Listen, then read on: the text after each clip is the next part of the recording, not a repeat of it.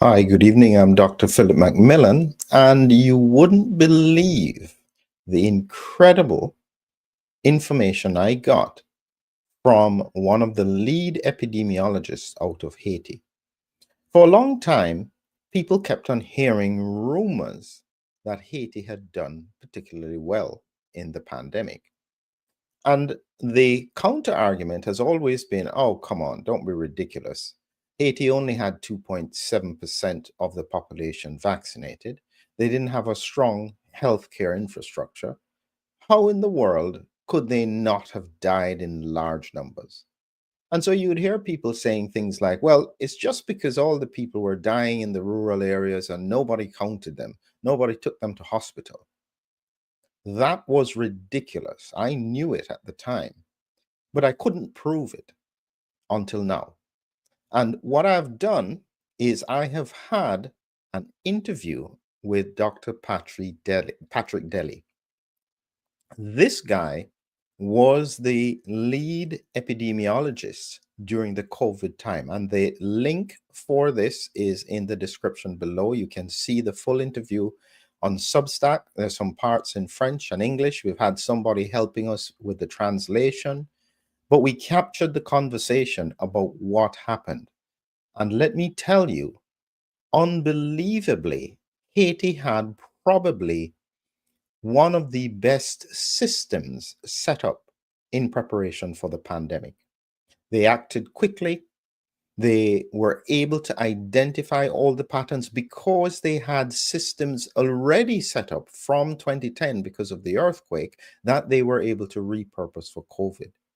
So when we talk about the fact that out of 11 million people with poor health infrastructure, they had only about 837 COVID deaths. That is by far the most incredible outcome from the pandemic. So people may ask themselves, well, why are we talking about it now? Okay, great, so what? COVID is behind us. That's where you have to think very, very carefully because I'll deal with this in a separate presentation, but NB181 is spreading across the world, driving up infections, seeming to cause more severe disease. The WHO has designated it a variant under monitoring. Now, for anyone who has been following anything related to Gert van den Bosch, he expects at some point we're going to have this monster variant. I think he's right, but it's probably not going to present with simply respiratory disease, but it's going to make a lot of people sick. So here is where the link to Haiti comes in. Guess what? This is where we've got a problem with regards to what occurs in the immune system across highly vaccinated regions. On the left is the original Wuhan virus, an orange lady with orange hair. And on the right is a similar looking person, purple, with purple hair. And you would say, obviously, these look very similar, but not to an immune system that is focused on the orange top and is unable to recognize the purple top as being almost the same thing. That is exactly what has happened to immune systems that are hyper focused on the original spike protein and are struggling to shift their focus and therefore are producing antibodies that are unable to neutralize this virus. We have a problem. And the solution, sadly, is not going to be with vaccines.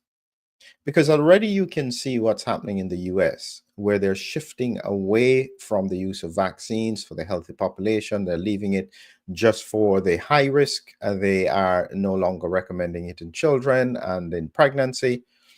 And so, what it means is across the world, where the only thing in the bucket or in the basket was vaccines, there is now nothing. There are no options. And you have a variant coming along Eventually, if it's not this NB181, it's going to be another one that is going to spread widely across the world and likely to cause severe disease. And there is nothing. So the reality is, when we think about what happened in Haiti, because they got these outcomes even in the early part of the pandemic, it wasn't just beyond in terms of vaccines. That's probably one of the reasons why it was so difficult to vaccinate the population. They didn't really have many deaths. As Dr. Patrick Dealey had said, and if you're just joining me, one of the most important discussions you can listen to is about what happened there. This was one of the lead epidemiologists leading the way in Haiti. He doesn't have a full explanation as to why it happened, but what an incredible outcome. And the point is, we now need to figure out what the Haitians did, why it worked, and can it be replicated across the world. That's what we need now is thinkers. We need the Dr. Shetties who can understand what is going on and say, let's try this. Because at the moment, there is nothing in the basket. No matter how many people argue and are happy that, in a sense, the focus is being shifted away from vaccines, remember, they still have not acknowledged the fact that early treatment could have worked. They haven't acknowledged the potential benefit of rhymes with pectin or the other drug that I can't mention used for malaria. They still have not put that in the basket. Not even vitamin D is being recommended for the population. Literally, there is nothing in the basket. The outcomes, if you leave it like that, are going to be horrific. Because a lot of people don't realize that when we think about what is happening with COVID, is that it has changed the presentation. It's no longer just a respiratory virus. It's more likely to look something like this. Initial symptoms are pretty mild, but behind it, in the next weeks to months, chronic immune activation with lots of neurological symptoms, increased clotting, strokes, heart attacks, worsening dementia, respiratory issues, chronic fatigue. A lot of people are already suffering from these things and they have no idea why. That's what we're up against. And what needs to happen now is that we need solutions in the basket. At the moment, there is zero. You are left on your own to figure this out. And you have to hope you don't get sick. So I would advise a point of reflection. Make sure you listen to this conversation. He doesn't necessarily tell us all the answers. He tells us what happened, what he did, why they had some good outcomes because of the structure of their system and the surveillance. And he speaks at some point about some of the natural remedies that people were using. Those may be the clue as to why they were so successful. I would advise you to take a listen. We do need this kind of thinking now to find solutions from what could be probably the best global COVID outcome for a country, bar none.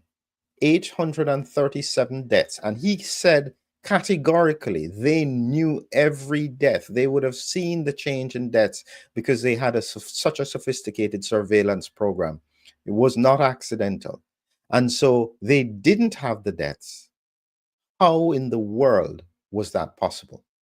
Whatever they did, we need it now.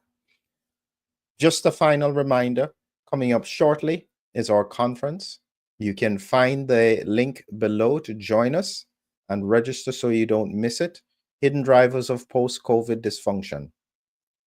I keep on reminding people that you may think this is over, but believe me, it is not.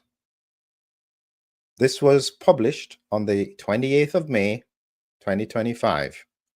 Another variant, and it's just a matter of time before we get one that really does some serious damage. I don't know if it's that one, but I trust what Gertz thinks in terms of his instincts. We're likely to face one at some point. We need as many tools in the basket as we can. Have a great evening.